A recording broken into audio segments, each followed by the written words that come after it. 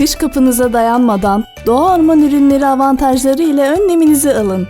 Doğa orman ürünleri, çam, çınar, kayın ağaçlarının talaşlarından üretilen yüksek kalorili toz içermeyen A kalite 8 mm 800 liradan 6 mm 950 liradan palet satışlarımız başladı. Kış fiyatları güncellenmeden yakıtınızı alın. Sizler 0530 465 22 30 numaralı telefonumuza bir alo demeniz yeterlidir. Siparişinizi ayağınıza teslim edelim.